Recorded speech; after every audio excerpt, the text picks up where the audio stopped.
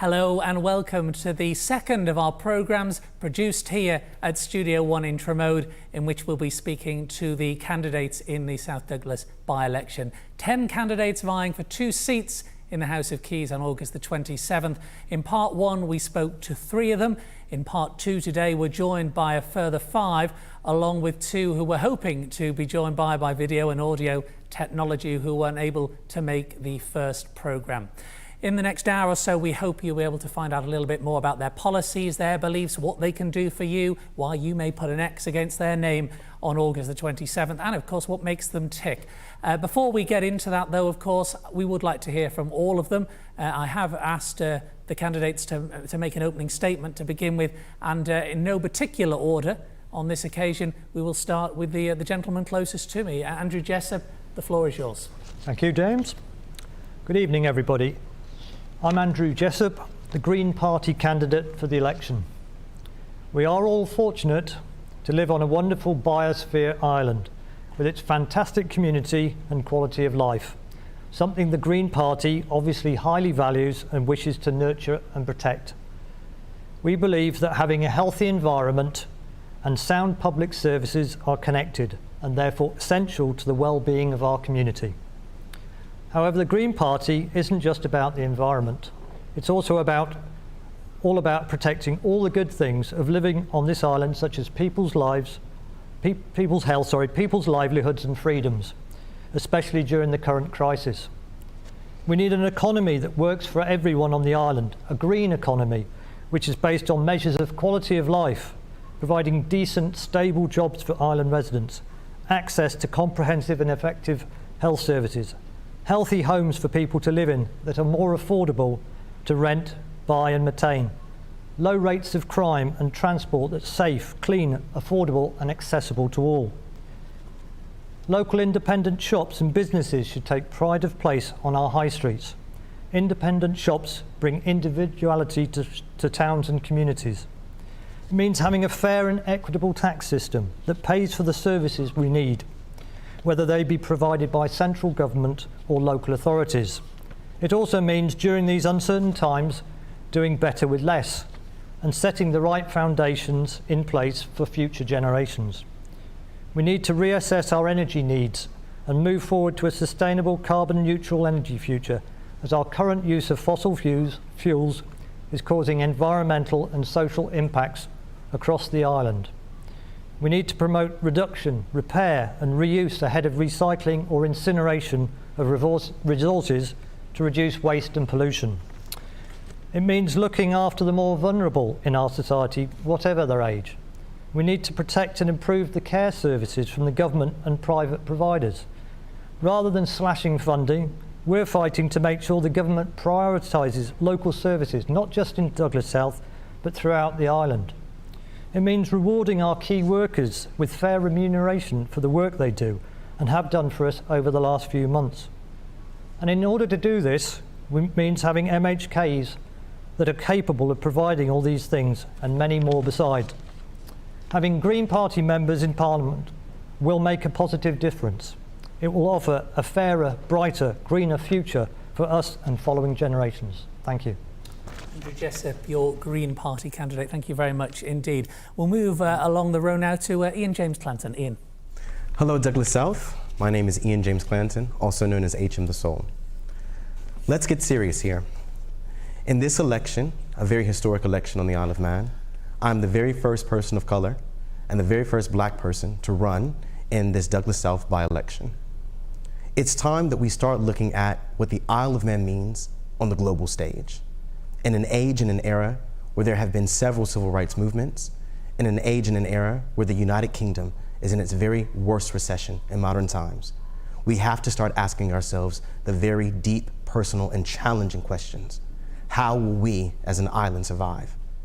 Douglas South, for the past 6 months, you have not been with the appropriate representation. I am here to be your champion. We have to reconsider what we mean when we look at the Isle of Man on the global stage. We have to also begin to start asking ourselves questions about our young and the most at risk here on the island. That is why in my manifesto, that'll be released tomorrow, I'll be speaking about 3 major key policies. First one, university education. Second, energy independence. And third, international trade. I believe that these three key policies present a more sovereign and independent island, one that is not having to kowtow to the halls of Whitehall or Westminster. It's time that we start to push forward with a new destiny, able to charge our own future. And I believe I am the best candidate to do that. This is the face of the new Isle of Man. We need champions, we need fighters, and we need people that are not going to sit around and wait just for 12 months for someone to find a simple solution to our rubbish bins. That's what island councillors are for. That's what commissioners are for. You need a national representative for you in the House of Keys, and that's me. And above all, one of the key policies that I'll be pushing for in this next 12 months as your new MHK is the decriminalization of cannabis possession. It is time that we stop wasting lives for something so simple and something that will be legalized anyway within the next few years. I hope that you remember me, Ian James Clanton, HM the Soul, as your next MHK when you go to that poll next week. Thank you. I look forward to seeing you. Ian Clanton, thank you very much indeed. Third in our list of candidates this evening, Pamela Birnie-Malarkey. Thank you, James. I am Pamela Birnie-Malarkey and I'm standing for the people of Douglas South as an independent candidate. I do so with inspiration and pride. I have listened to the voters of Douglas South and they know that I will continue to take their voice, if elected, to the House of Keys, delivering with my professional skills in the ability to challenge. I have strong community links with Douglas South and the island wide. In listening directly with constituents, there are three items of major importance to them.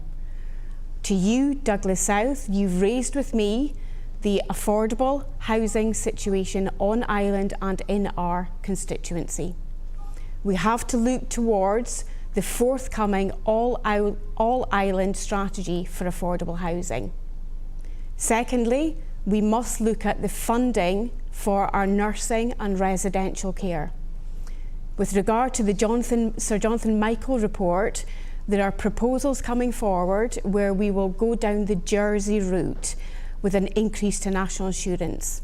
We must protect those people of our nation who do not have the push to give up their family and hereditary home to fund their future residential fees. Thirdly, I am very much an advocate for progressive economic diversity.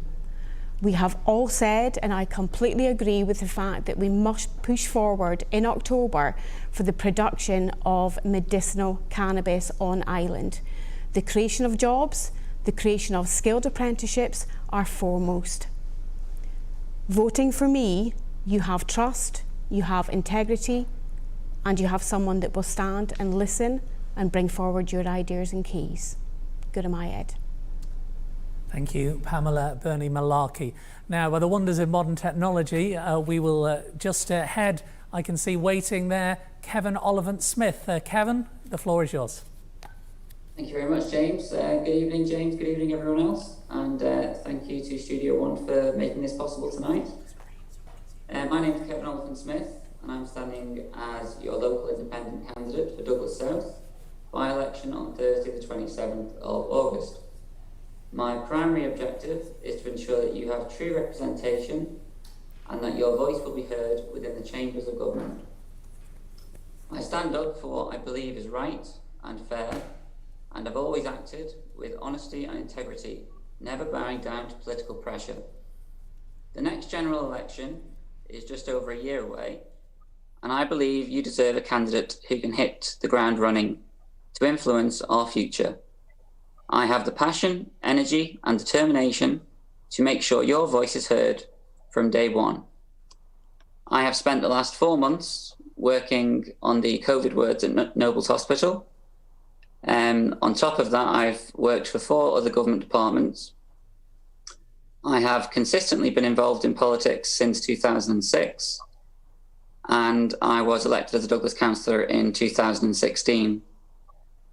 I hope I can use the experience and the skills I've gained from the years of this experience to move forward and be the best candidate I can be for you. Thank you. Thank you very much, Kevin.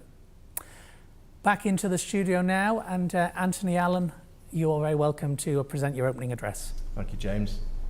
Good evening, everybody. My name is Anthony Allen. I'm standing in this by-election to represent the people of Douglas South on August the 27th. I believe I have the best combination of business skills, over 30 years proven experience in business, on island, in the UK, in France and Italy. Combined with this, I've been a commissioner for almost 5 years, serving the people. Going forward, there are two aspects to the role as I see it, speaking to people on the doorstep. The first is to deal with the backlog of local issues, and I think this is going to take up much of my time in the first 12 months. Going forward, if I'm fortunate enough to be elected and elected again, I will deal with the medium to long-term issues that the island will need to deal with in these unusual, difficult times. Make no mistake that there will be more difficult times before things get better. On the doorstep, people are very reluctant to talk about post-COVID and how the new normal will be. But what they want is somebody with experience, somebody that is a safe pair of hands, and somebody that can make the decisions that are going to help the people going forward. I will be always visible, I am approachable, and I will be effective. Anthony Allen, thank you very much indeed. And moving to Anthony's left, Paul Quine. Thank you, James. Hello, my name's Paul Quine, and also I'm standing as an independent candidate in the Douglas South by-election. Having been brought up in the area, the issues that matter most to me are the issues that matter most to you. And during the course of the last month, as I've walked around and met so many old friends and introduced myself to hopefully so many new ones, various issues have been pointed out to me. There's a wide scope of issues that need addressing within the confines of the constituency. Things like an adequate and decent bus service to people of Saddlestone, the quality and affordability of new build homes, the real moral dilemma of our new age, and that is the cost of care for our elderly. But also, there are other things that are affecting us. There's antisocial behaviour and low-level crime. Good, decent people live in Douglas South, and they should feel protected and safe in their home environment. So as I call upon you again in the next few days, I'd like you to highlight to me any other issues you would have. And if elected, it would be my duty to use my voice as yours. The duty of a politician is quite simple. It's to make lives better for the people, not to put unnecessary hurdles in their way, but try and assist them as much as they can and do their best on their behalf. Thank you. Paul Quine, thank you very much indeed. And last but not least, we will go again via technology to Lon Pinkerton. Lon. Good evening, James, fellow candidates, ladies and gentlemen. Thank you for this opportunity tonight to speak to you all. My name is Lon Pinkerton. I'm 50 years old. I'm a proud Manxman by birth. I've lived on the island all my life. I've worked within public services for the last 30 years. Unfortunately, the campaign hasn't gone the way I expected to due to the bereavement of my father-in-law abroad recently, hence why I'm self-isolating at the moment. I'd like to thank everybody who supported me along the way, my family and friends who've been out on the doorsteps, delivering manifestos and listening to the electorate. It's come back loud and clear that everybody's concerned about the post-pandemic world, worried about their jobs, their children, and the health service. If I'm successful with my candidacy, moving forward, I'd like to make you 3 pledges. The first is to continue listening to you up until August the 27th to see what else you'd like me to add to the agenda. I have a Facebook page, and if you'd like to give me a ring anytime, my number is 336272. My second pledge that if I'm successful with my candidacy and elected as one of the 2 MHKs, I'd like to bring real and lasting change, especially to those low-income families who are suffering at this time. Our disposable income is lower for many of us, and we have to make certain choices just to keep our heads above water. My final pledge, if I am successful beyond this election, is that beyond the general election in 2021, I continue listening and working with the community and others to deliver public services. Thank you. Thank you, Lon Pinkerton, and thank you to all the candidates for your opening remarks and a number of issues within them that we will get to.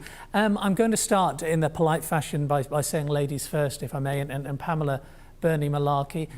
I know you're very much your own woman with your own beliefs, but tell me, with regards to this campaign, how much did your late husband Bill inspire and provoke your passion in politics? Very much inspired promotion by Bill. Bill knew when we first met that I was passionate about politics. The tenacious grit that I have, quite often it was teamwork. When we worked together for the Pinewood Social Club, absolutely, we knew it was coming and we delivered on it. Influence, yes. Inspiration, more so. But as you just stated, James, I am a very strong lady within my own right, and I will continue to do what's best, what I've done for the last 20 years in Douglas South and the island wide, and that's promote charities. You say you have a proven ability. I noticed you said you have a proven ability to get things done. So in what way, for example? Professional career. 30 years accounting, project management and compliance experience on island, in the UK, in Europe and around the world. I can break through with communication, I can break through to find out what matters most to people and deliver on that.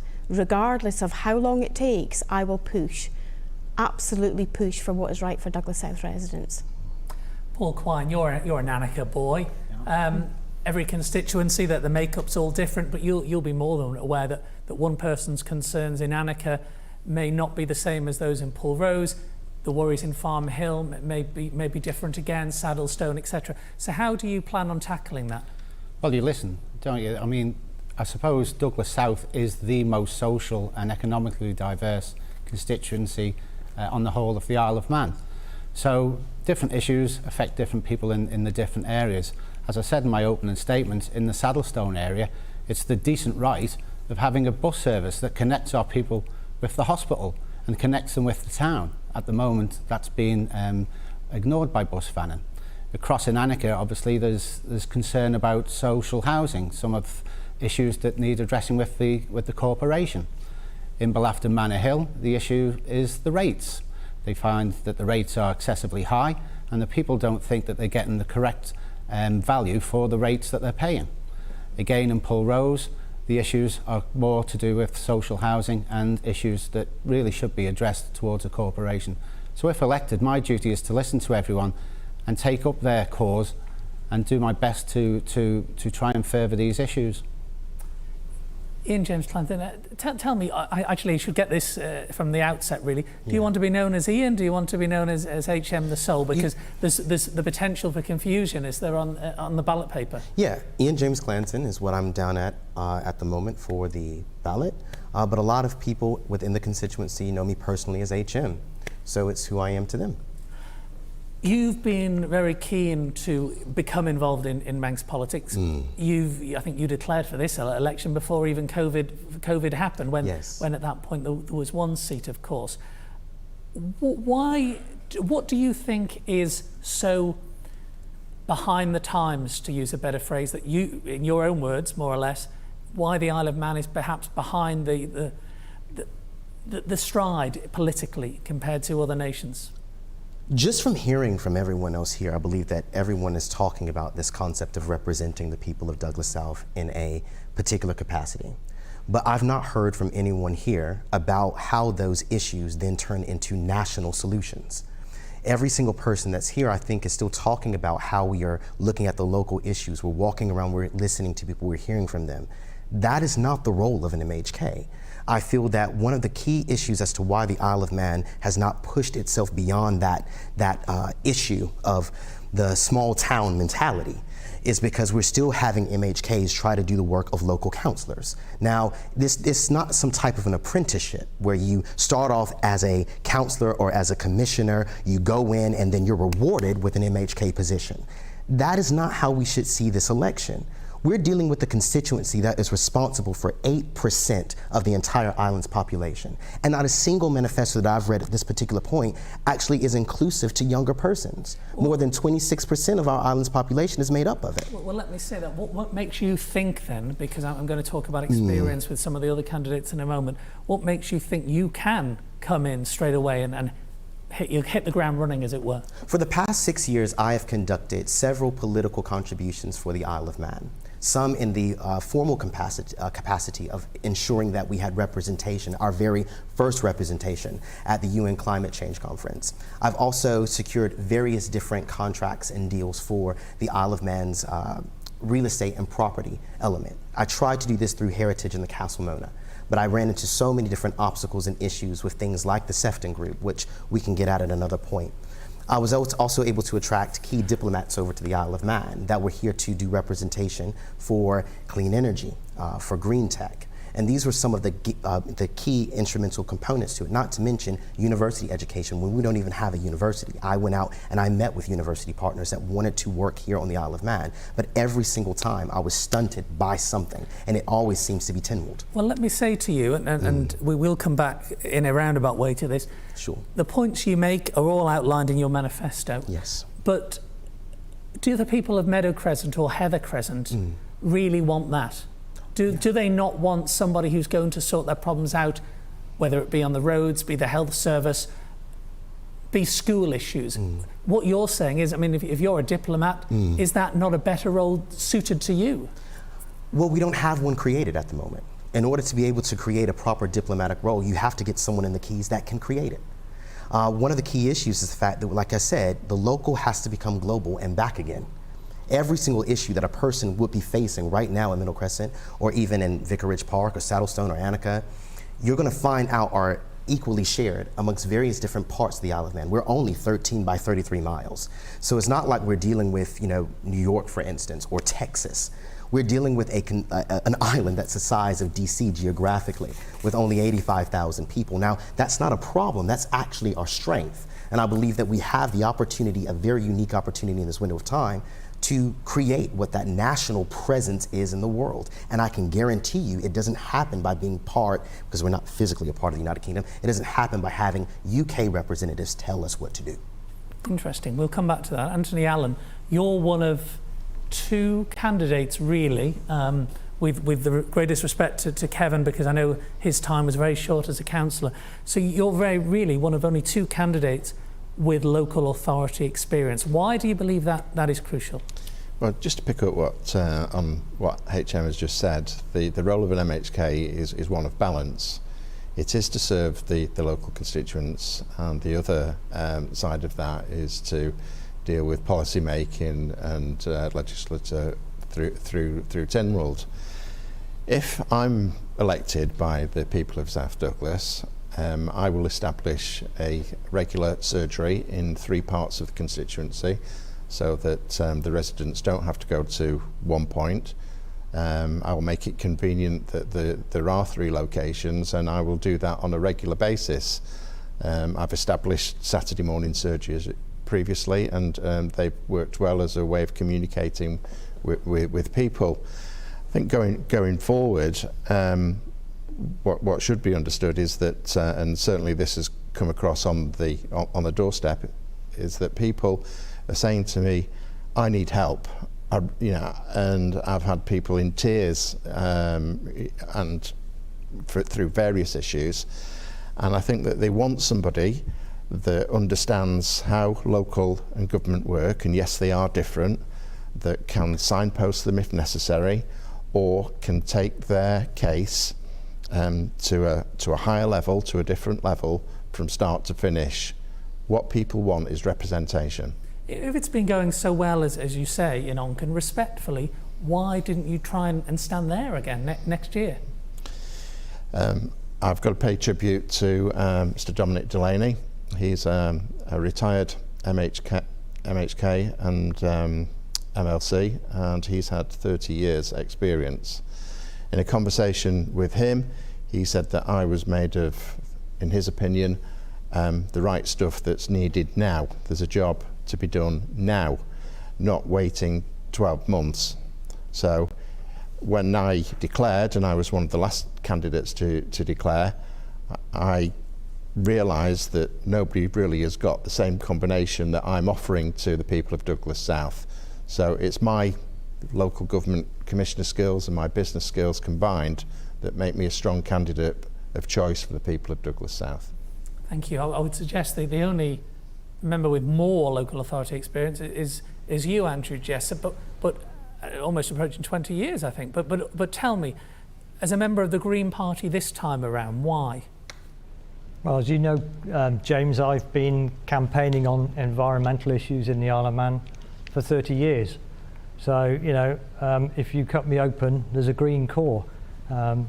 When I last canvassed this area 20 years ago, you know, obviously I was talking to people about environmental issues. At that time, people thought anybody that was an environmentalist must be some form of left-wing loony.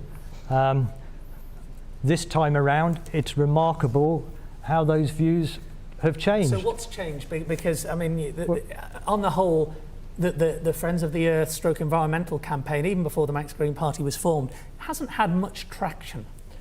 Yeah, but the difference is now people have observed with their own eyes the changes that were being predicted. You know, we only have to look at the unusual weather patterns that we've had in this year alone. You know, we've had hot, dry spells followed by damp, wet spells. We've had a lot hotter than we would expect. Then we've had, as predicted, sudden, sharp downpours of rain, which, again, potentially are an issue for us in the future if we don't do our little bit in trying to mitigate so against there's more those. awareness now, do you believe? Yes, that's it. So people are now saying, yes, they understand what I was saying 20 years ago. It's just unfortunate that Were you ahead of your time? Well, I think, you know, I was ahead of the curve. It's just unfortunate now that we've lost 20 years of time to be better prepared for what's coming. You know, so you know, those are key issues. But, you know, picking up on some of the previous points from people about you know, national politicians dealing with local issues. Yes, you're a constituency MHK first, then a national politician thereafter. But I'm on record as saying, yes, we need to change that structure so that there is a greater, you know, responsibility passed to local authorities to deal with some of the more mundane things, whether it is things like buses, whether it is like, you know, local repairs to the roads, etc., so we can concentrate on the more national issues. However, I think the idea that the Isle of Man is going to become a sovereign state anytime soon is probably quite fanciful. So at the moment, we need to be concentrating on the issues before us, which is a climate crisis, a health crisis, and an economic crisis, and that's what people want us to deal with now. We can deal with some of the tinkering and changing the way that we govern ourselves, like reforming LegCo, etc., once we've stabilised the position we've got now. Have local authorities, since you were first elected, have they lost a lot of their, I say powers, it's very much powers with a small p really, because I don't think they've had that much responsibility in certain quarters for some time now, but have you seen a dilution of that? No, in fact, actually, government has tried to actually hand responsibility for certain services back to the local authorities. Obviously, some local authorities have sort of kicked back against it because they just think that it's more work for and no extra money. But again, there are important services that we need to provide. Thank you. Sovereignty we will come back to. Kevin Oliphant-Smith, you're not the only one, but you don't live in the area either. But you don't think that matters? For me personally, not really, because I lived in the area 13 years, and I only moved out of. I lived in Annika for 13 years, so I only moved out of there last year. My grandparents live in the area. My son lives in the area, and he goes to school in the constituency also. So I'm very much concerned about the future representation of Douglas South as a parent, and as a grandson as well. Because whoever gets in, well, if it's not me, I'll be moaning at you every other week anyway. Well, you're on record, I think, as saying that if you are unsuccessful next week, you'd likely stand elsewhere in next year's general election. That looks, does it not, to would-be voters like myself, I'm a South Douglas resident, that you're perhaps not fully committed to South Douglas and content trying to get in wherever you can.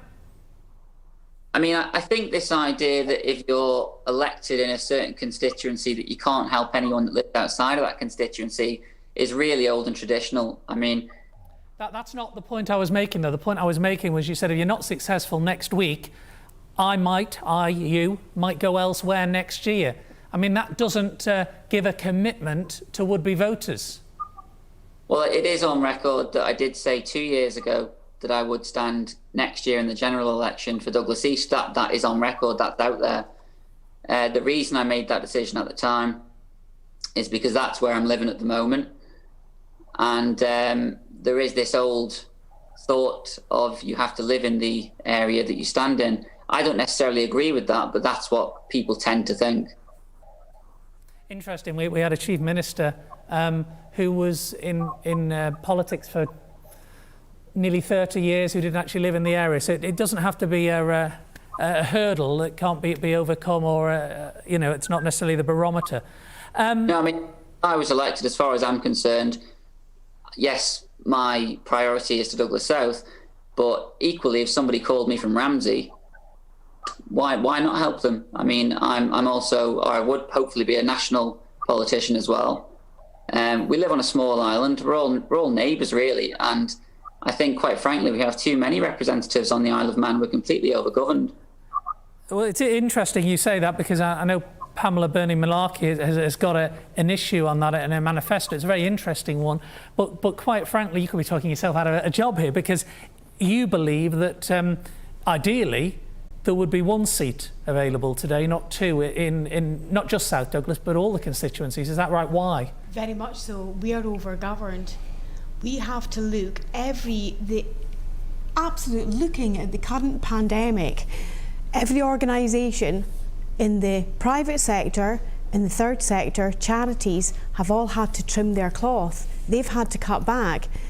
If MHKs are really looking forward, trimming the cloth, we need the right calibre of people standing for MHK. Yes, if I root myself out of a job, I'd rather do that to become more effective. Government must become more effective. If we attract the right calibre of candidate to an MHK's position, I have stated on record, privately and publicly, that we should increase the MHK's salary, but reduce the MHK's to one per constituency. Andrew Jessopp, I don't know if you're shaking your head or nodding your head there. We are overgoverned, aren't we? Well, exactly. One local authorities, is it? Yes. And as you well know, James, only recently I had another attempt to amalgamate 3 local authorities. It will happen it's only a matter happening in certain areas. Yeah, and it will happen in the future. It might take a little bit longer, but it will happen, because that's the way we need to go. But certainly in terms of Tynwald, I agree. We need fewer members, or we don't need as many members as we've got.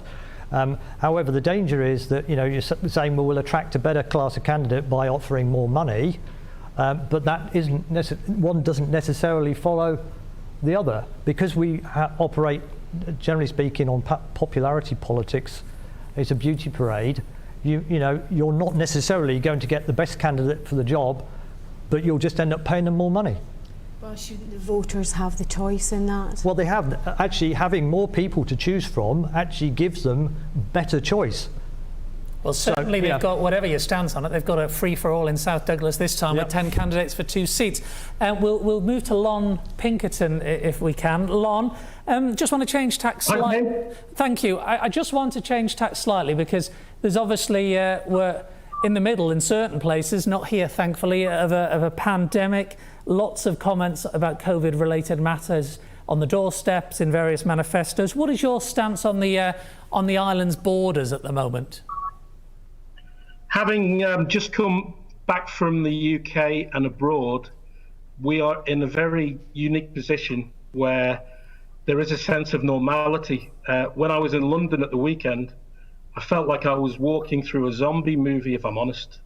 There's a complete palpable sense of fear and uncertainty in people. Very strange behaviours, a lot of nervousness, and I want to put this on record. Even though I am housebound at the moment for the 14-day quarantine period, I absolutely believe that's the right course of action at this time, that we should stay at level 4 for the borders for returning residents. I myself will come out of quarantine a week on Sunday, and I've got no issue with that whatsoever. Even though that would mean that you're not going to be around on polling day or at the count or anything. I mean, that's a mighty disadvantage, isn't it? Well, in this situation, with my father-in-law's death being on the other side of Europe, family came first. The timing wasn't, it never is great when a close member of your family passes away. The only good thing for us was that we could travel and get back. If it had happened 3 months ago, obviously we would have been stuck, really. But family came first. The election, now that I've returned, my focus is fully committed to the election, using all means necessary, like remote conversations with yourselves. On polling day, I'll have representatives at each of the polling stations. As I said before, if people want to get in contact with me via my Facebook page or give me a call, I'm more than happy to talk to the electorate as well. During COVID, of course, there were a number of measures introduced, one of which was a temporary speed limit. Are you keen to see that introduced permanently, did I read? Yes. On Friday, each day I'm doing a different policy sort of rollout. Today it was about representation, touching on some of the things you were talking there about the makeup of Tynwald. Tomorrow was about public services, and on Friday, in what I'm going to roll out on Friday, I think there should be a conversation about an upper national speed limit reduction. I don't believe, from my instinct, that road safety is the important factor in why this isn't being discussed. I honestly believe it's to do with the possible impact on the TT races and how we could attract people to the island if there was an upper limit of, say, 60 miles an hour, just to use that figure as an example. Not as, it's open for discussion, but I think there should definitely be a consultation on that. Well, I think there was a consultation in 2006 and there was an overwhelming feeling against this, but that's, 14 years ago, so it'll be interesting to see. It's like everything, these things are open for talking about. I mean, in those times, traffic levels have increased, the speeds of vehicles have increased, the number of road users has increased. I'd personally like to see one of my policy rollouts on Friday, I'll talk about lowering bus fares during peak traffic times into Douglas to try and get people off the roads and onto buses where possible. Are you, Andrew Jessopp, in favour? Thank you, Lon. Are you, Andrew Jessopp, in favour of a national speed limit, or certainly, yes, a limit? Well, all I was going to say is that there was a vote, there was a debate and a vote in Tynwald only in the last few weeks. So it is an issue that has cropped up recently, and there was currently no sort of appetite within. No. So maybe bring it back post the next general election, because then obviously candidates can then canvass the electorate, and obviously if there's a strong feeling then, and we get a new parliament in 2021, maybe that's the time. But certainly, more appropriate speed limits in the right places is something that you'd be in favour of that. Well, certainly in certain residential areas, yeah, we need to slow traffic down. That's one of the biggest complaints. I'm sure everybody's met that as they've gone around. Let's discuss this briefly, Paul. Yeah, I mean, just following on from this, the fact is that there's a 20-mile-an-hour speed limit in most of the constituency within the estates and within Belafton Manor Hill, which no one seems to adhere to. I've spoken to people who are genuinely concerned about vehicles leaving School Valladule in the morning, that they come round, that there's no speed bumps to mitigate the speed, and that they're frequently seen to be driving in advance of the speed limit. So looking at the national speed limit is one thing, but this is a by-election. That there are real issues in the constituency about people speeding. It happens every morning. People who are either late for work or wanting to drop their children to school and running late subsequently cut through the estates, and they drive in excess of the speed limit. And it's something that we need to address with the police. We need to have the police in the area and prosecuting these people if they're caught, because only then does the message start to get through. Home Affairs, of course, has taken a massive chunk from its budget over a number of years now. You, Ian, pulled a face there when issues were being discussed, so I assume you're very opposed to this. Are you a bit of a speed demon? Well, no, not at all, actually. I was just asking the general question, how are you going to solve it? We have 12 months in this election period and in this time within government.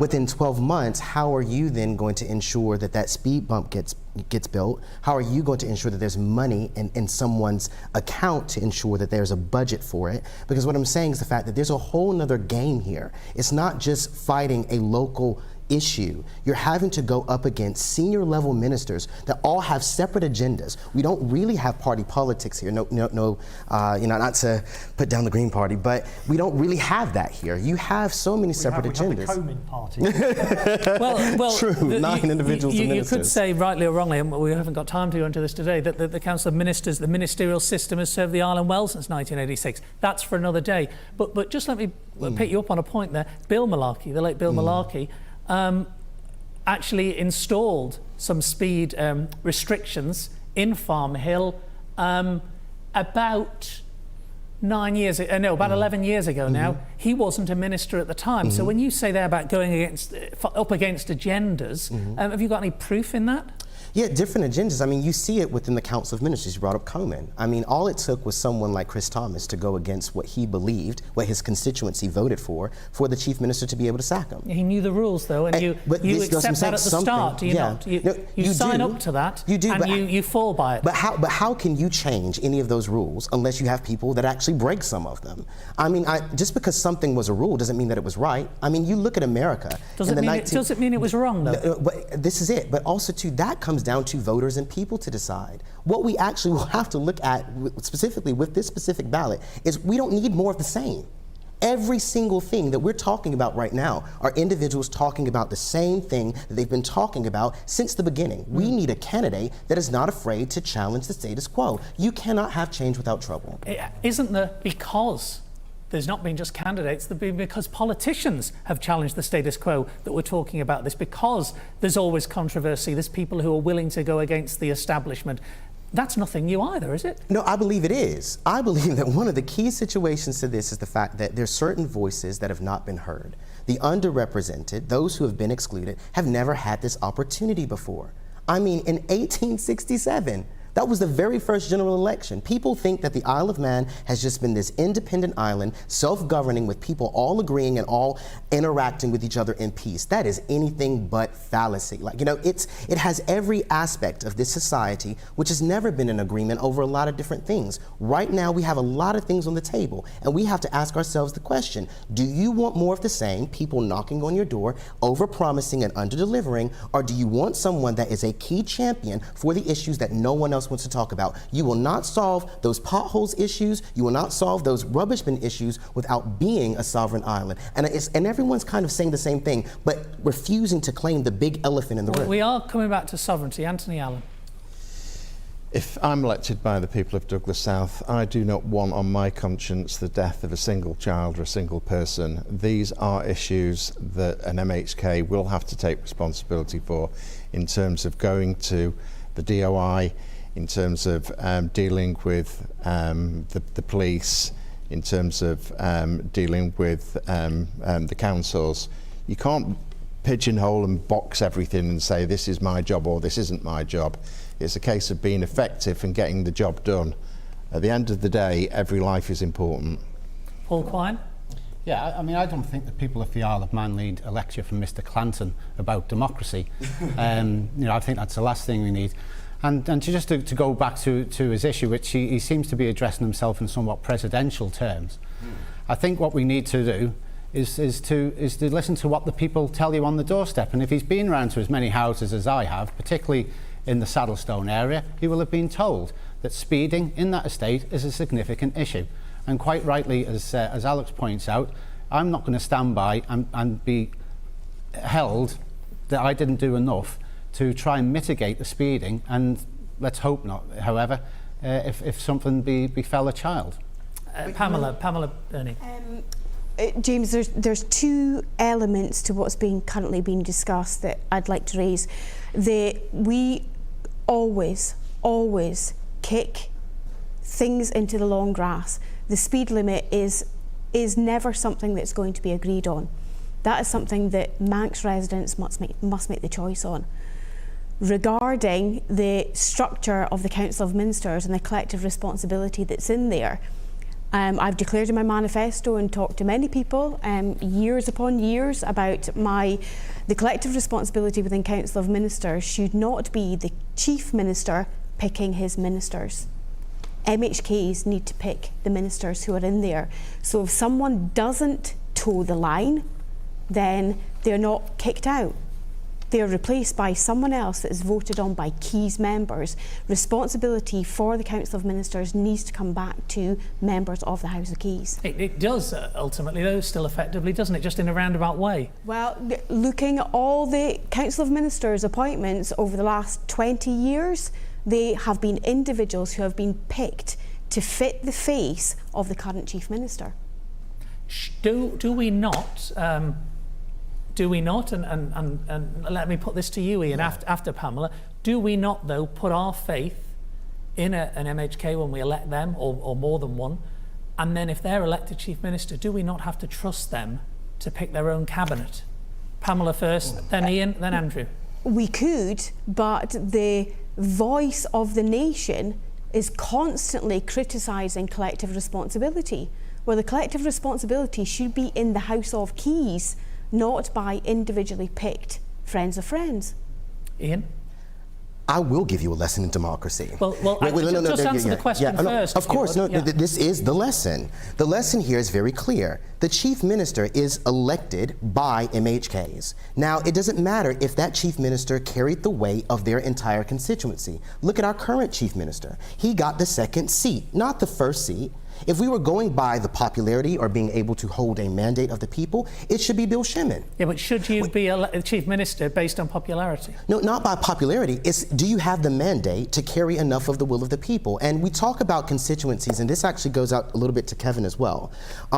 You look at how over time our constituencies have changed shape. So I understand that he's a bit reluctant to say that he's going to run for a specific constituency when you can change them. In the last election, there were 3 ministers for the constituency involving Castletown and Maloo. You do not have that with this particular setup now. Now, if there was only 1 seat for Middle, which it was in the election before 2016, so 2011 and 2006, you would have had 1 seat for Middle. That means that Bill Shimon would have been in, and it would also mean that Howard Quill would not be the Chief Minister of the Isle of Man.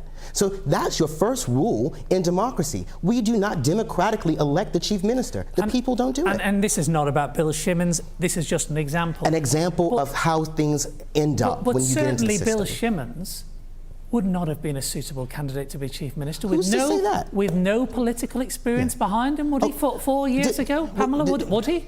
Regarding and this isn't against Mr. Shimon's, this could be anyone. Anybody, yeah. Regarding on personal setups, we have good starting to be progressive legislation coming up for the general election next year, where people have to declare their conflicts of interest beforehand. They have to declare their interests. They almost have to have write a CV for the job. Crucial. Anyone who wants to be considered as Chief Minister should go to the electorate at the time and say, I would like to be Chief Minister, and they state their case to do so. Well, this happened in 2006, I would suggest, Andrew Jessopp. John Shimon was the one of the 3 candidates who came out, and it affected him, his popularity. The Manx version was, who does he think he is, saying I want to be Chief Minister when he's not even been elected by the public yet? Yeah, you're right there, James. But I just wanted to go back a stage in regards to the issue that we were talking about before, which started all this argument. It was the issue with speeding. It's a debate rather than an argument. It was, yeah. But obviously, you know, there's been accusations that, you know, by Ian here and a few others that people make promises and they don't do actions. But, you know, I haven't even waited to get elected before speaking to the DOI about this very issue. You know, as I, have said in my introduction to people, I have a track record. I am somebody that if there is an issue, I don't wait for anybody else to give me permission to go and deal with it. So I've already been talking to the DOI about what can we actually do to address these concerns. So that's one issue that you want to deal with. But obviously, this issue about electing the Chief Minister and all the rest of it. If at the general election we get 11 Green Party members, or 12 or 13, there's a pretty strong chance that the Chief Minister will come from that grouping. So there's your answer. It's rather than the independence that we have at the moment, whereby nobody has a clue what type of government they're going to get until after the election. And as Ian pointed out, again, it's policies based on one person, which may be completely disconnected from what the majority of the electorate want. Anthony Allen. I've spoken to the person on the ground that actually manages the team that does the work, and that was an interesting conversation in terms of potholes and speed bumps. And in that conversation, I learned something which hopefully I'll be able to take forward in terms of that department being more effective than it currently is. I think also the other point that I wanted to make was that being effective starts with listening. Being a good listener is fundamental. Understanding what the people want, giving them hope, not over-promising.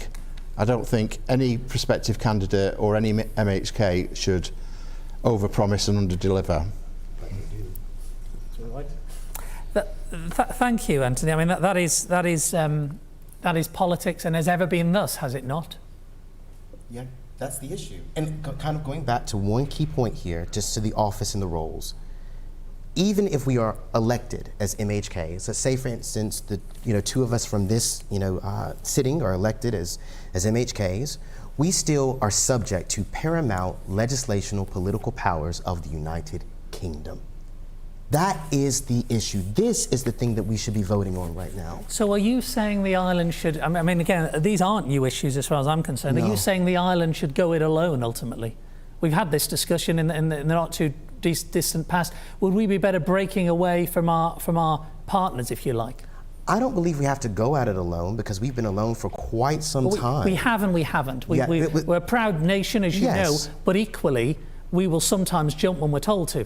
And not just sometimes, when you're forced to, you can be compelled by Westminster as the Chief Minister to vote on a specific policy, get Coleman to tell you to do it, and then you have to do it. Now, I believe that we have other brothers and sisters in the Scandinavian world that we could be connected to. I mean, all you have to do is look at the Isle of Man size, join up to the EFTA, the European Free Trade Association, that's made up of Norway, Liechtenstein, Iceland, and Switzerland, and then you can start making your own decisions. If only it was that easy, Andrew Jessopp. Yeah, well, no, it's not. And I have a lot of friends that live in Norway and places, and they often complain to me about the fact that they get certain access, but they also have restrictions.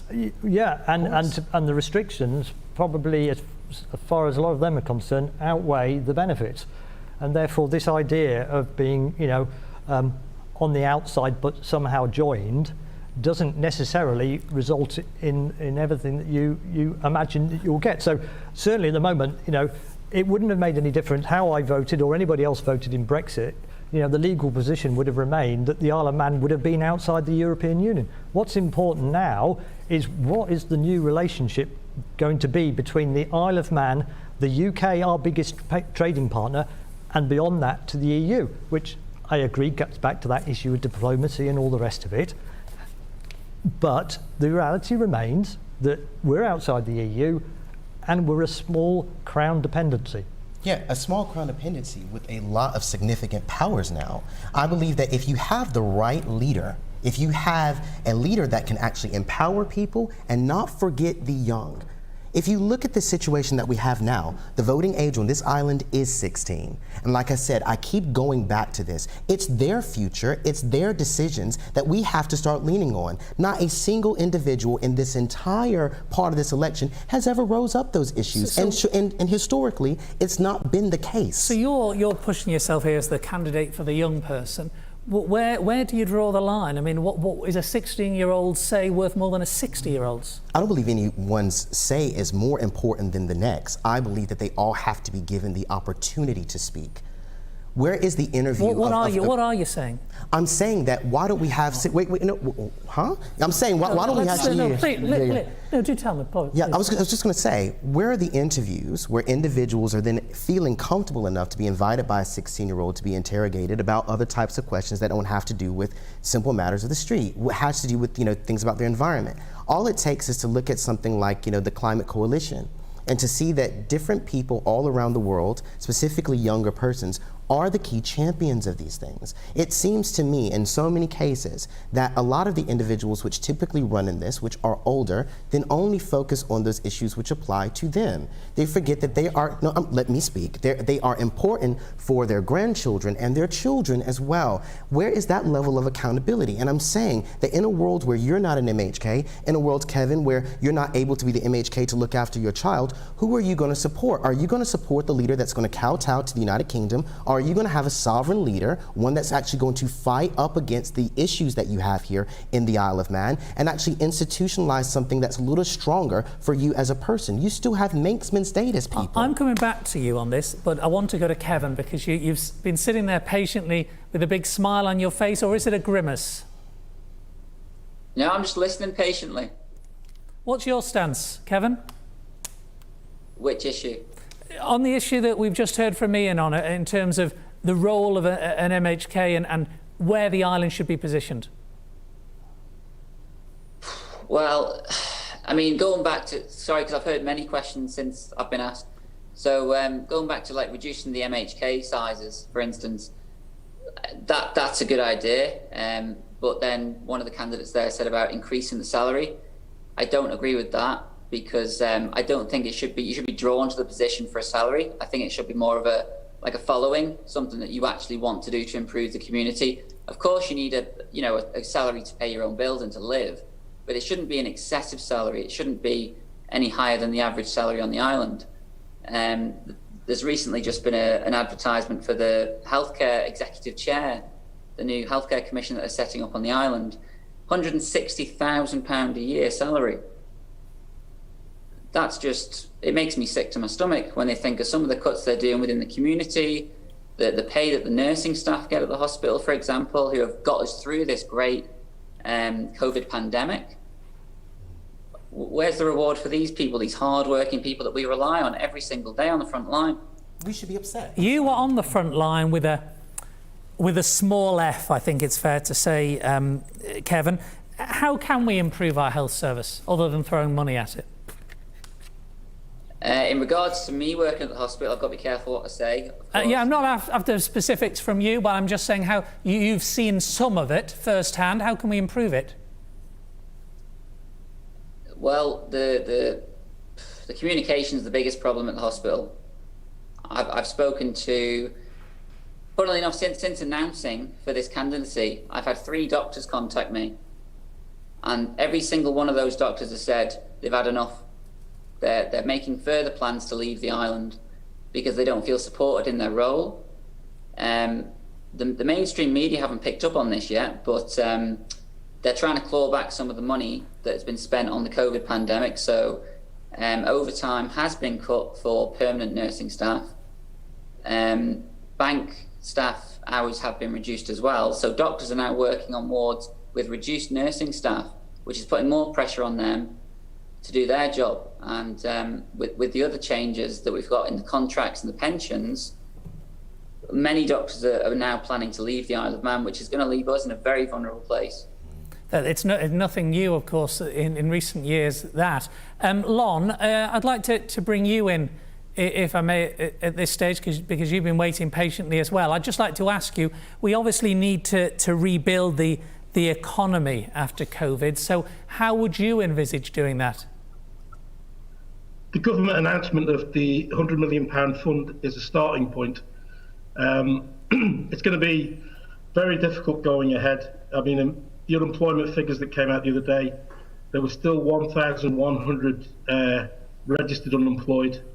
The ILO estimate is that the actual figure is more like 2,140, which is 5% of the working population. 1 in 6 of us earn less than the living wage. So we're already suffering, and I think we've got a lot more pain to come, not just in the next 12 months of the term of these 2 seats, but over the next coming years. It's going to be very hard where we reposition ourselves in the world, whether it's with our borders with the UK and Ireland, or if it's further afield. How do we get the people to come in? Just listen to what Kevin said about the doctors and the nursing staff, etc.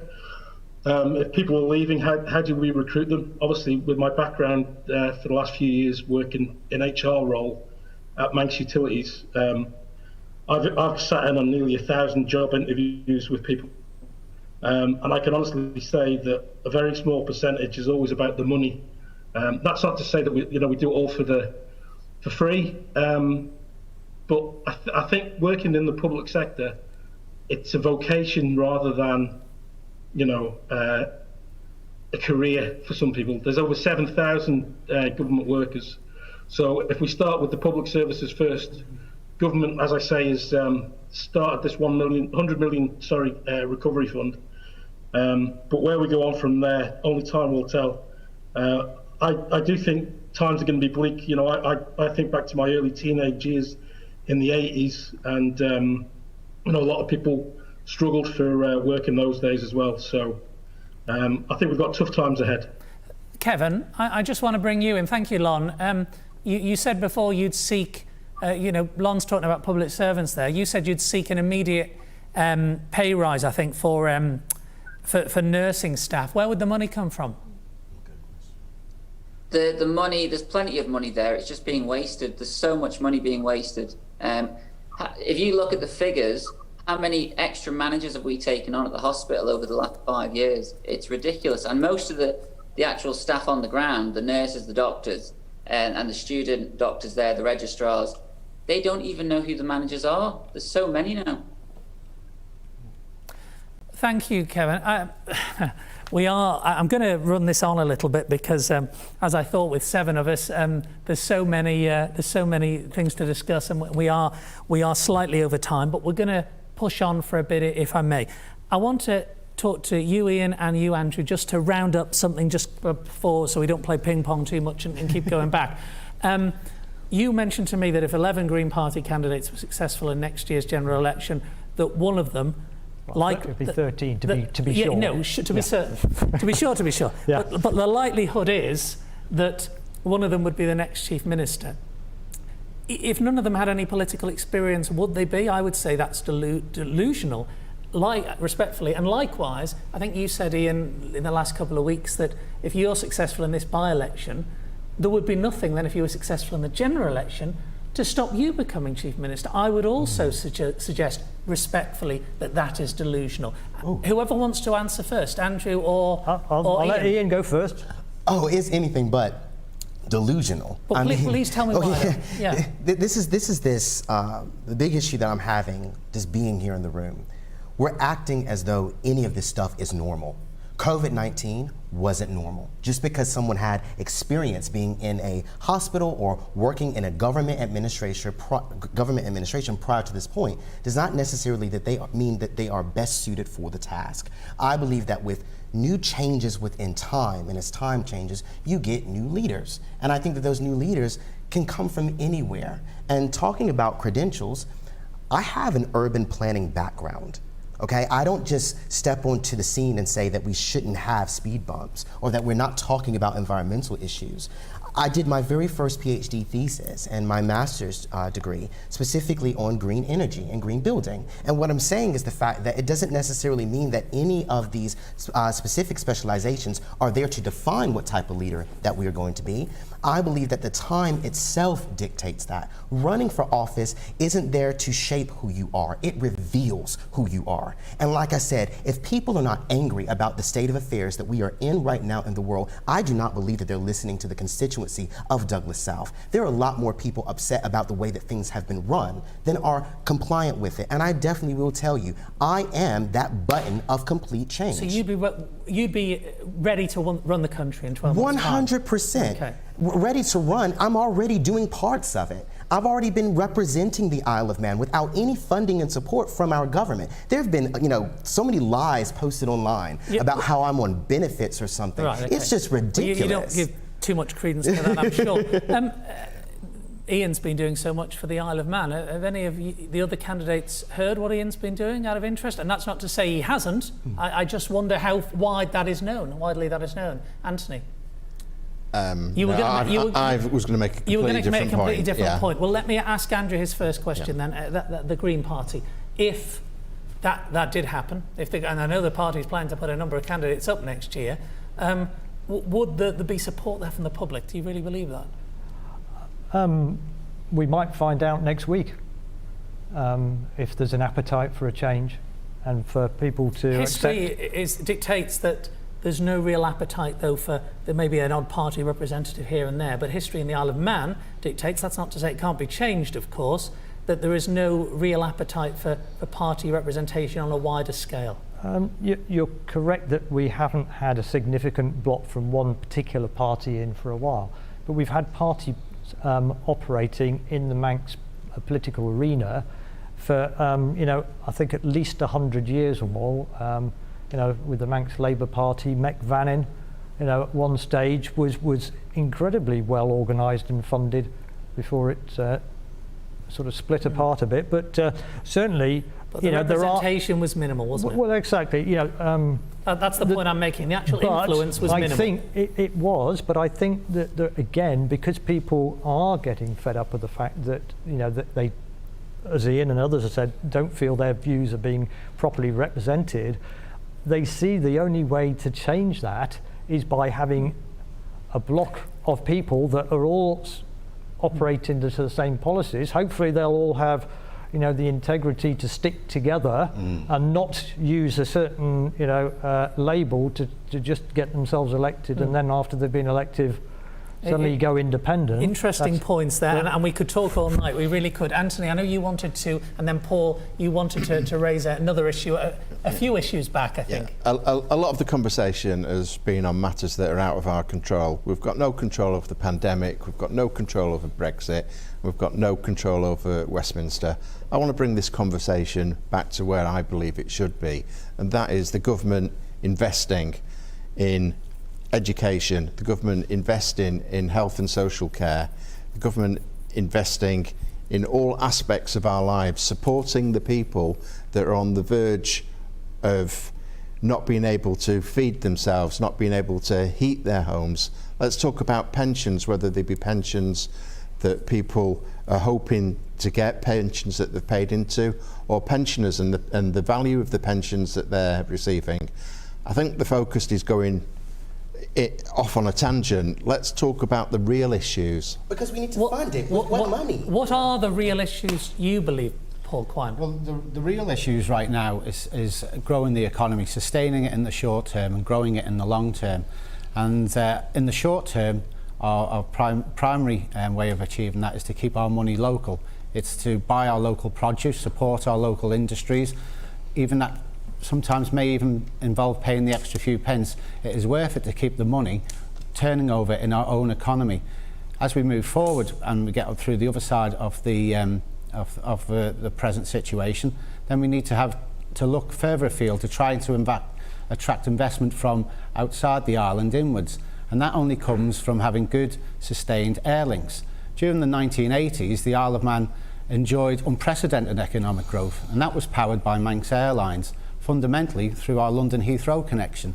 We have a situation now where if we took the right choices, we could maybe secure slots into and out of Heathrow again. And that way we could open up the Isle of Man to the world and be really seen as a place welcoming in international business once again. Well, of course, when Manx Airlines was bought out in 2002, Heathrow went a short time after. I do want to come to Pamela. Sorry, Ian. No, Ian, sorry, you wanted to make what are your points? The key point here is the fact that most planes right now have been grounded. So we need a diplomat, you need a trade envoy. As it currently stands right now, I'm the only individual, 100%. I'm the only one that can travel freely back and forth to the United States of America, to the world's largest GDP, and actually secure some deals. Now, if we're in a situation right now... Chlorinated chicken. Oh, chlorinated chicken? No, I'm just saying that you need a trade envoy. We keep talking about offshore, we keep talking about, wait 1 second, we keep talking, we talk about offshore, I'm sticking to the point here, okay? I'm not saying that America does everything great. I'm saying that's the access to the world's largest GDP.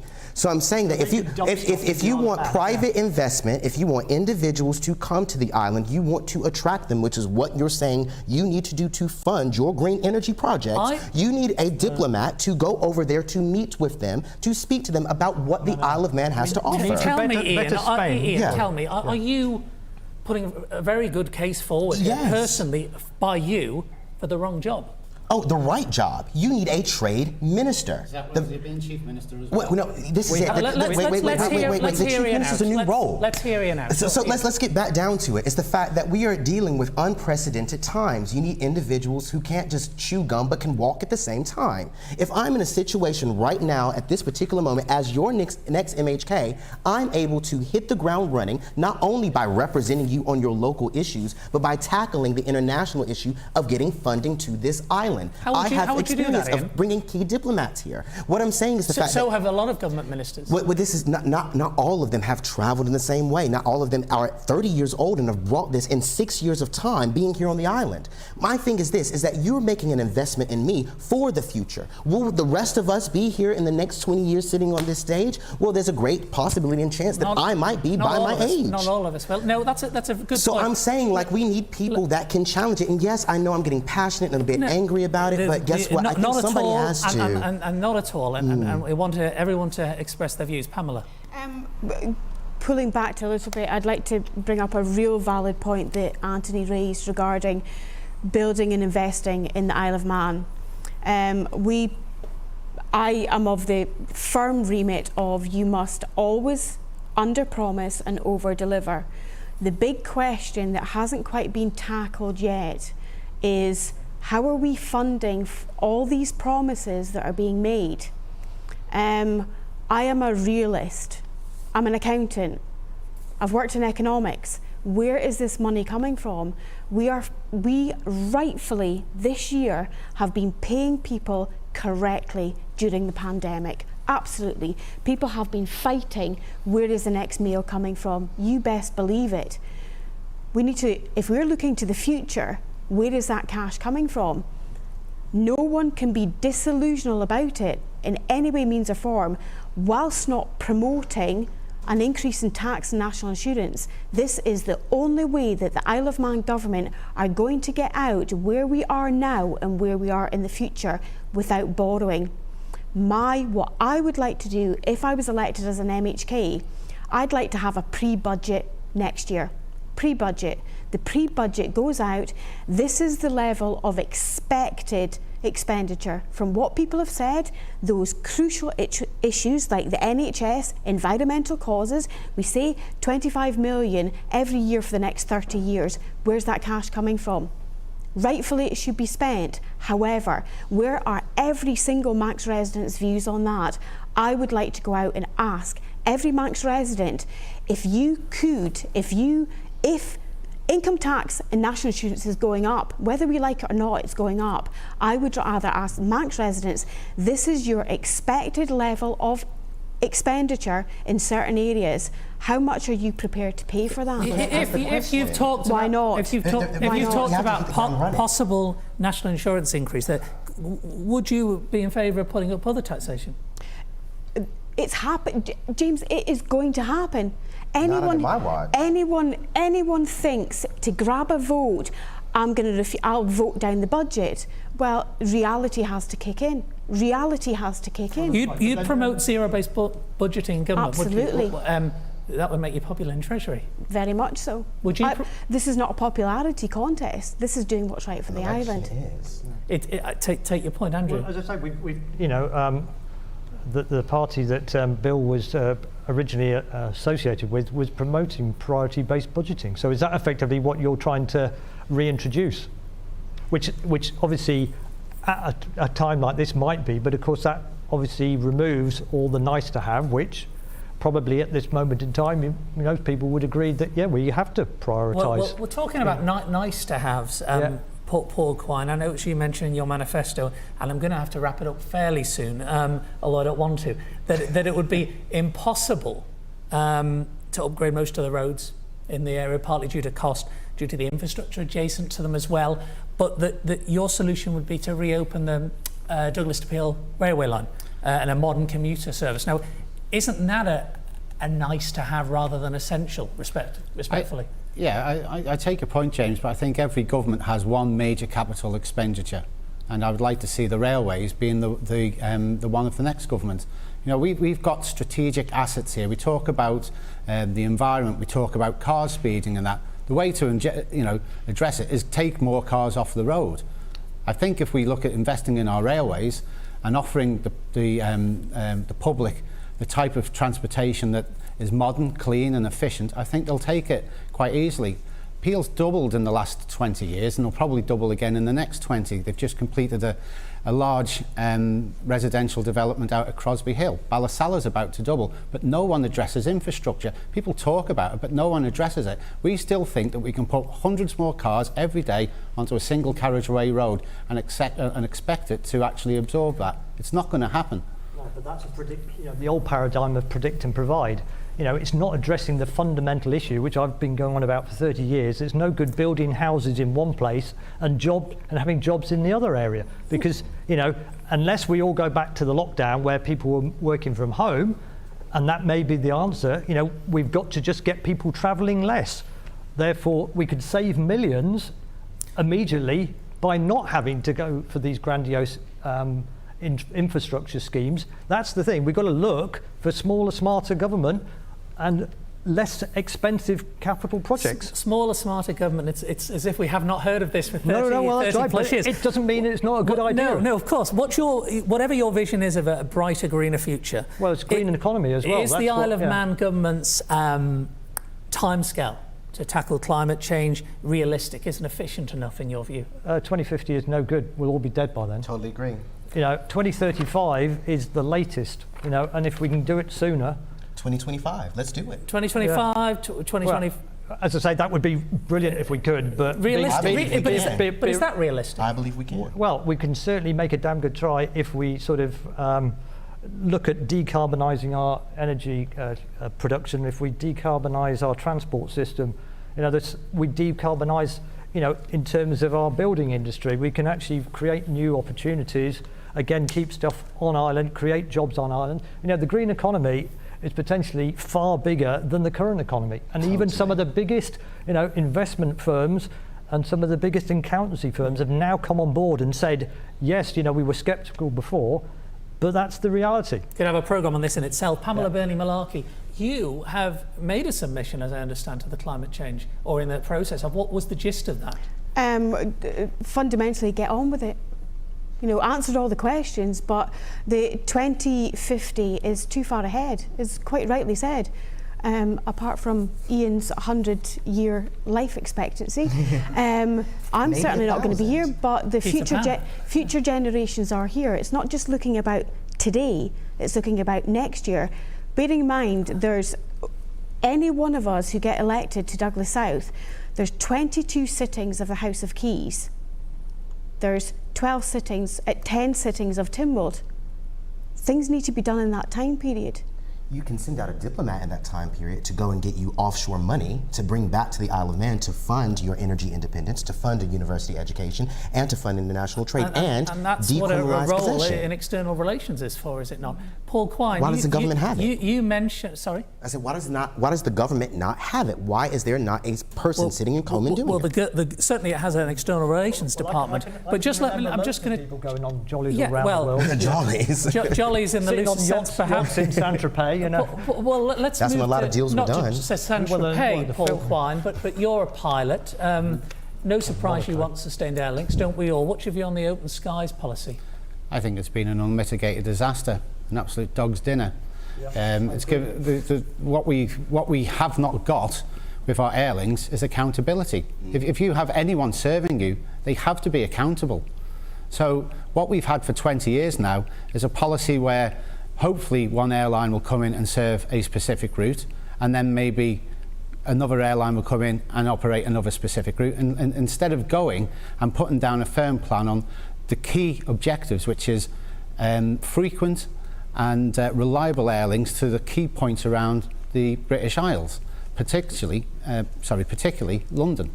Kevin Oliphant-Smith, you want the island, I think you've said, to have its own airline, but it's not government's job to create an airline, is it? Well, some people would have said that 5 years ago about the steam packet. It's not government's job to have our sea links secured, but we've gone and done it. And thank God we did, because if we didn't have our own steam packet during COVID, I mean, if it was a private company, they could have said, well, we've got fewer routes now, we're just going to stop it. We can't afford the staff, let's shut down. Pamela, you want cheaper, more reliable air and sea travel, don't you? How would you remedy that? Sea travel, going on one of my... This is a big issue for you, isn't it? Absolute passion, steam packet. We should be ready for partial privatisation of the steam packet. I'm a firm advocate, have always been an advocate to nationalise the steam packet. It is our sea lifeline. Kevin, as you mentioned there, during the pandemic, we would have been back to spuds and herring. We are. Nice oily fish. We wouldn't have been there. So my partial privatisation of the steam packet is allowing people the opportunity. It's a limited share offering. So every single Manx resident has the opportunity to buy shares in the steam packet. If you have a shareholders forum, we can go, everyone, decades has said about the prices of the steam packet. We now own the company. We have to have the balance between what is the priority, is it profit or is it sustainability? If we have Manx residents owning part of the steam packet, we have a right to influence. One thing that hasn't really truly come out, the last review of the steam packet, very detailed. Every employee, and I advocate any employee of the steam packet, like nurses, like teachers, like doctors, they were crucial, and they are crucial for us. The employees are currently, the last review, every employee of the steam packet company pays their tax and national insurance through a Jersey company. The last review. We could talk now about antisocial behaviour, we could talk about Manx gas, we could talk about the cost of nursing care, we could talk about all sorts. There are just a few more that I want to raise issues with you. The teaching dispute, first of all, very quickly from Paul down. What's your view on that dispute at the moment, and how would you resolve it? Well, I think what's been offered, the 2.5% and the 5%, I think given the current financial climate, you know, the teachers would be well to accept that. I appreciate there's wider concerns regarding their terms and conditions, but as things stand, there are people in the private sector who are facing no job, let alone any percentage pay rise of anything. So I think to draw a line under it, certainly for the meantime, I think is the benefit to everyone, but particularly the children, because they're the ones who stand to lose out greatest in all of this. Anthony Allen? Yes, in terms of the pay rise, I agree. Under the conditions that we find ourselves in with the pandemic, I would advocate that the negotiations that are going on don't go any further at this point. That isn't to say that they can't be revisited in the future. Another point I would like to make is that perhaps in terms of review, it does seem to me that the civil servants within that department are the tail that's wagging the dog, and I would certainly look to review the whole of education on the island. I think there are some great teachers and great staff across the island, but I think there's a lot of disillusioned people as well. So through that review, we perhaps would get to a better place than we are now. I'll just jump to Lon. Lon Pinkerton, how would you resolve the teaching dispute? Mediation, I think, is the only way forward. They've had 2 years for that, haven't they? Well, what they need to do is get back down again, sit down, look at all the options. I firmly believe that employees should have the right to be represented by a trade union if they so wish. Collective bargaining obviously is entered into. They need to sit down and try and thrash this out. At the end of the day, the only people that will lose out are our children. They're the ones who've already lost 3 to 4 months of education at a very, very important time of their lives. And it isn't fair that, you know, again, talking about political footballs, that our children suffer as a result of a pay dispute.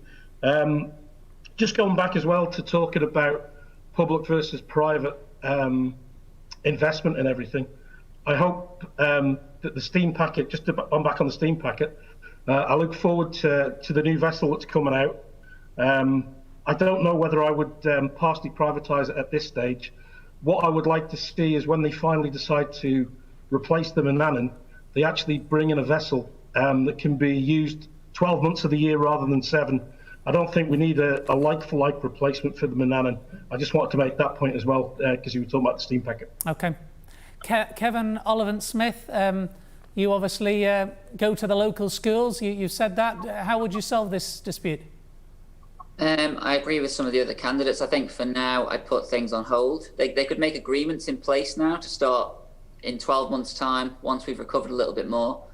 But I would certainly go more towards the teachers, because without the teachers, our children aren't going to get the education they need and get the start they need in life for those further opportunities. So our teachers are extremely important. Are the teachers' unions, some of them, not all of them, Pamela, helping? They're not helping the local teachers in many ways, are they? Because there's certainly a lot of goodwill appears to have been lost. It's a right for every teacher to be part of a union.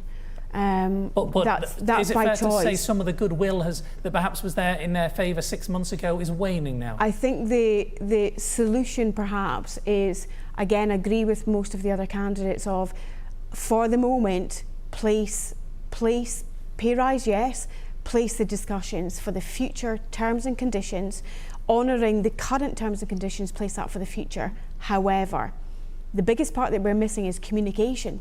Where has the true communication been? We have discussions, negotiations, mediation.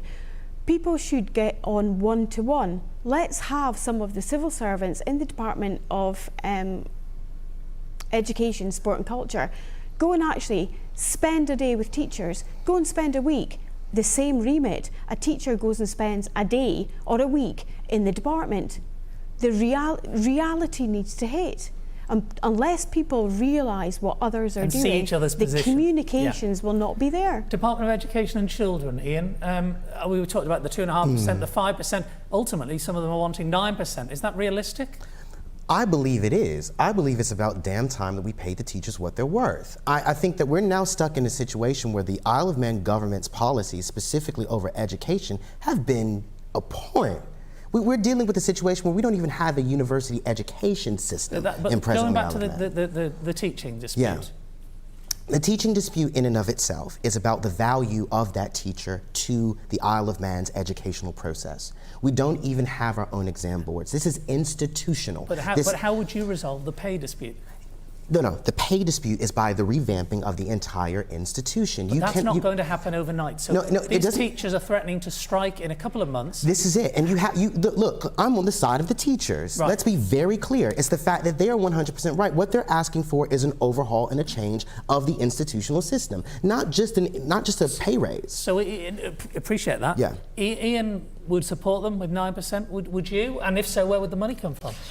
Well, that's the nub of the issue, James, because being married to a recently retired primary school head teacher with 25 years service in the Isle of Man education system, I've got a fairly good insight as to what's been going on. So, it's my understanding that the department was ready to accept or made an offer on the basis of the negotiations. The unions were ready to go and take that offer to the teachers with a recommendation to accept it. That's as I understand it. And then suddenly the department withdrew it because they weren't prepared to go to Treasury, as I understand it, and ask for the money. So what happened was they came back and said, yes, you can have that, however, you will have to cut elsewhere, which then means that other areas of the education system that our kids need and want was going to be reduced. So that would mean a reduction in learning support, etc., etc. So, yes, if we want the best education system, we also want teachers that have got good morale. And at the moment, we took, I think it was Kevin that mentioned about doctors, going to leave the Isle of Man. What we're in danger of is losing the goodwill of teachers who have seen in real terms their pay cut quite drastically over the last few years, who will say, I will leave the profession and I will go and get a job elsewhere paying me more money, particularly down the lower end of the spectrum. This is where, obviously we need to really address that issue, is the fact that teachers on the lower pay scales. So yes, we need to resolve this, and if we really value our education service, then for all the goodwill, of course, there have been a very mixed bag with some of the schools and their offering and their teachers' offerings, but during COVID. I mean, some have been excellent, others have been severely lacking. Would you agree with that? Well, that's the allegation. As I say, there may be individual circumstances where people have felt that their child hasn't been getting, but the information they need. I can't necessarily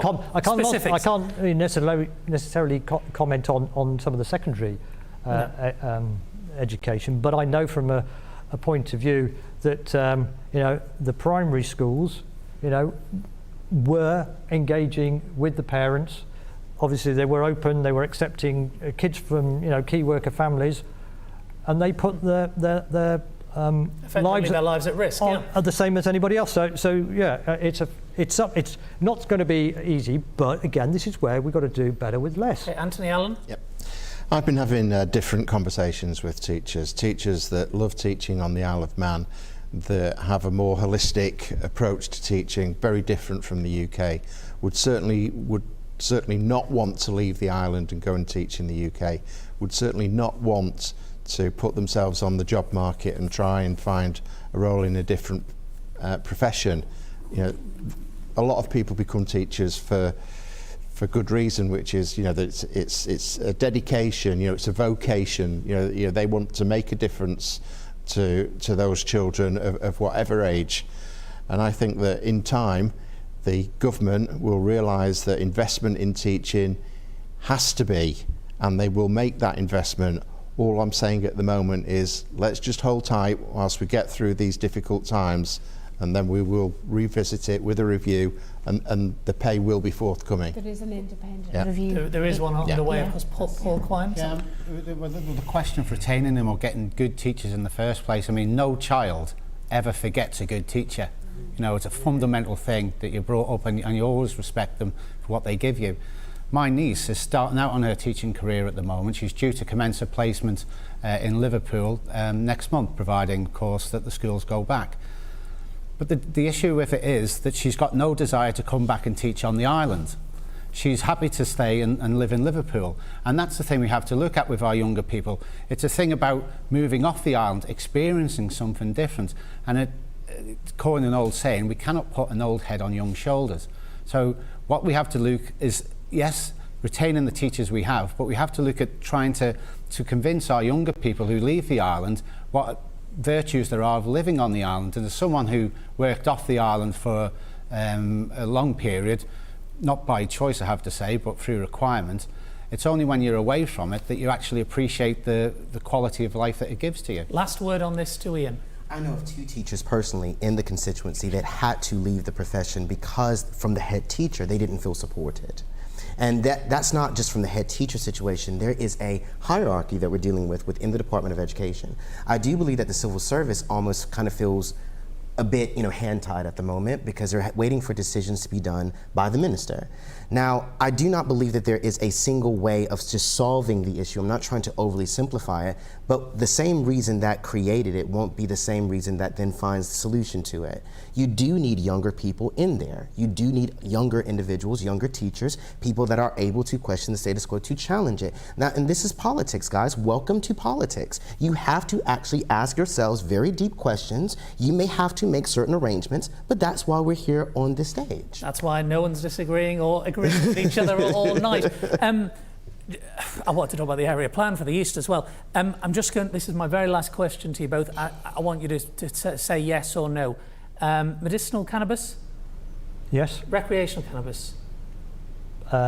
Correct regulation for it. Yeah, why keep it in the hand of the criminals? Okay, that was a yes or a no. No, I take your point, you're correct. Yeah. Medicinal? Yes. Recreational? Hell yes. Medicinal? Yes. Recreational? In time. Medicinal? Medicinal, yes. Recreational, in time. Thank you. Yes, no. Thank you. Kevin Oliphant-Smith, medicinal cannabis and recreational cannabis, are you in favour?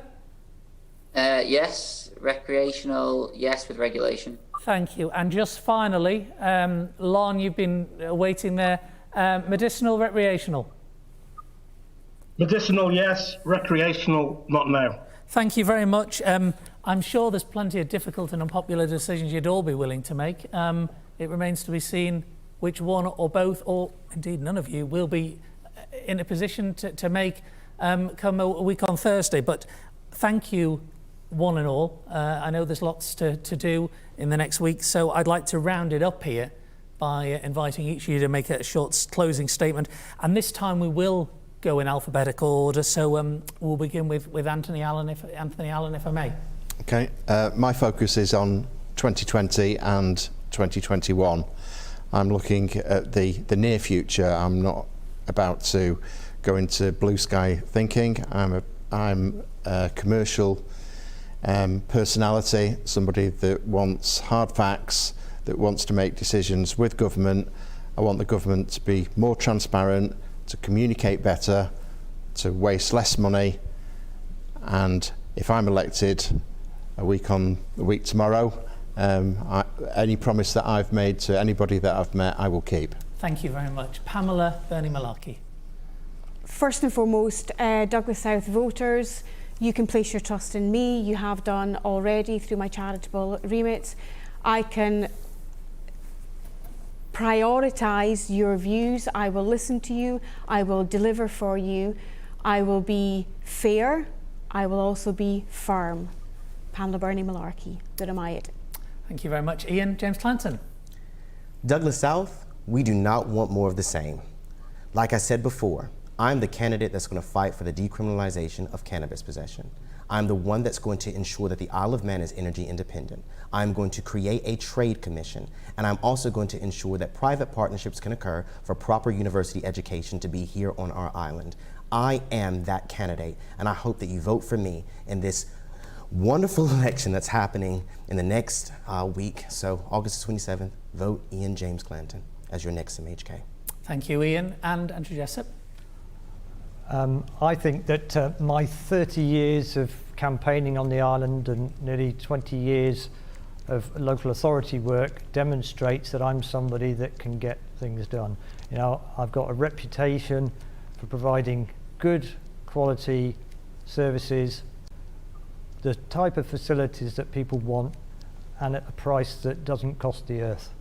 If you want somebody that has proved time and time again that they do get on and do the things that they say they'll do, then if you want a brighter, greener future for you, your kids and your grandkids, you've got to vote for Andrew Jessopp and the Green Party next week.